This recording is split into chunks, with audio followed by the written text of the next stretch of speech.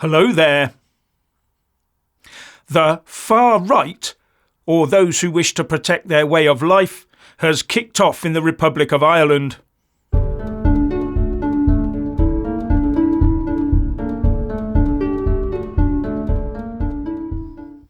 The citizenry of the Republic of Ireland have had enough. But anyone who's had enough is of course branded as far right. However, when the riots sparked by the death of George Floyd erupted across the planet, were those rioters called far right?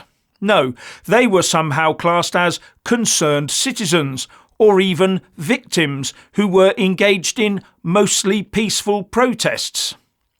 Because theirs was obviously the correct type of protest, and all backed to the hilt by the lefty woke brigade, a woke brigade that went into total meltdown when Kyle Rittenhouse was found to have acted in self-defence in 2020, when killing 2 men and injuring another with an assault rifle during another riot in Kenosha in the US over the shooting of Jacob Blake by a white police officer.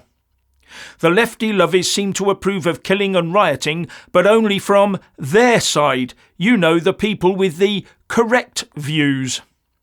But riots and looting resulting from the incident in Parnell Square East in Dublin yesterday are obviously not allowable because the rioters had the wrong views.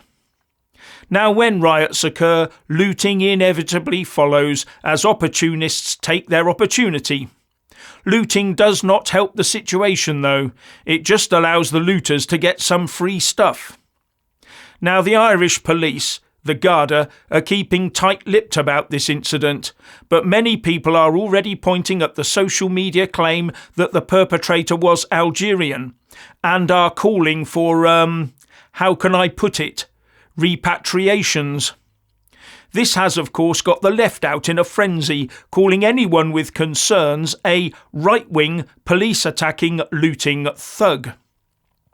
The Open Borders Brigade are not going to go down without a fight.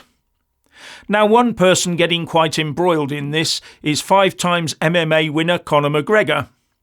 Now, I obviously don't want to pick a fight with him, but he did rail against a video that the Irish Taoiseach published a few days ago, urging migrants to register to vote.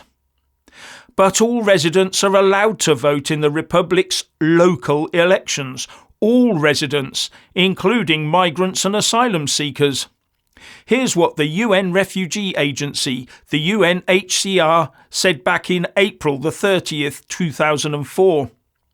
Refugees and asylum seekers in Ireland will be eligible to vote for the first time in local elections on June the 11th this year, following uncertainty based on the lack of recognition of their identity documents. All they did was add their ID cards to the Register of Voting ID documents, and it's been in place for nearly 20 years. And as I said, this only applies to local elections, not to presidential or general elections or MEP elections. But when those rules were made, there were far fewer immigrants and refugees coming into Ireland. Anyway, does last night's rioting signal the opening of a Pandora's box? Is this the start of something? Because I can't believe this was a spontaneous reaction to one single event. It occurs to me that this is the result of years of frustration building as their governments ignored them and ploughed on with taking more immigrants and asylum seekers every year. In the year to April 2021, net migration was 21,800. In the year to April 2022, it was 51,700, and in the year to April 2023, it was 77,600. Now, to put that into context, 77,600 people equates to about 1.5% of the Republic of Ireland's 5 million population. And that would be the same as the UK taking in 1 million more people. And look at how the UK debate on this is hotting up, given the latest revelations on this from the Office for National Statistics yesterday. where they said that while uprating their statistical processes, they found another 139,000 legal migrants, taking the total figure for the year ending 2022 to 745,000. Something I talked about in the previous video to this one. Even the UK government refuses to use its Brexit powers to limit this. Anyway, you can see why people in the Republic of Ireland might be getting concerned over their government's policy on immigration. But not only that, in 2021 they took in 9,571 refugees, which was nearly 6% higher than in 2020. But in 2022, that figure had risen to 81,256. That is nearly 750% higher, or 8.5 times greater than the previous year.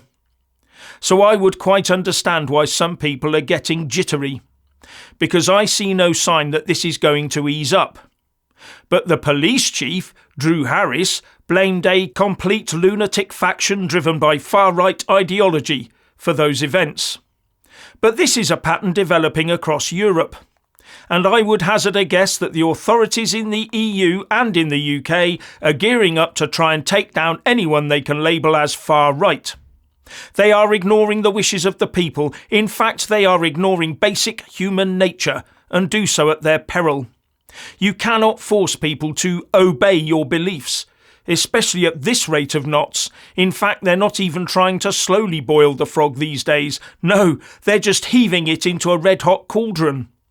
But why? Is it because they have other voices talking to them? Voices that they believe are far more powerful or more righteous than yours and mine? Those voices in the WEF and the UN, for example. It seems that it's not just the UK where we have an elite that no longer cares that we realise what's going on. No, they get their politicians to lie, get voted in, then take your money and misuse it to dump all over us. And there's little signs of this all over the place.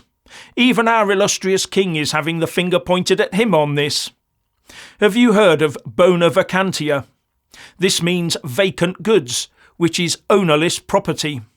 For example, when someone passes away, leaving no will and no discernible successor, their money and property becomes bona vacantia. And this passes on to the crown or the relevant duchy, because they are the ultimate owner of all land. And this becomes permanent if no legitimate heir claims it within 12 years. Now, the Duchy of Lancaster, which is the sovereign's private estate, benefits from this.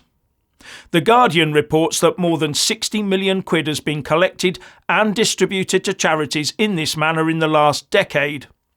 But also that a significant portion of bona vacantia funds are secretly being spent on renovating properties owned by the king that are rented out for profit by his estate. While the Mail said, King Charles has been accused of profiting from the dead as insiders claim his property empire is using their assets as free money and a slush fund. Sounds like the rules need tightening up to ensure only worthy causes are funded in this manner.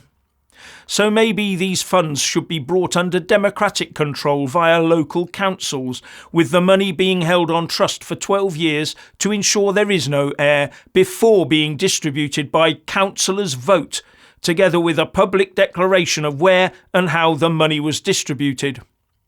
All that needs to happen is that the money and property is collected by the ultimate landowner and immediately sent on with no caveats to the local council.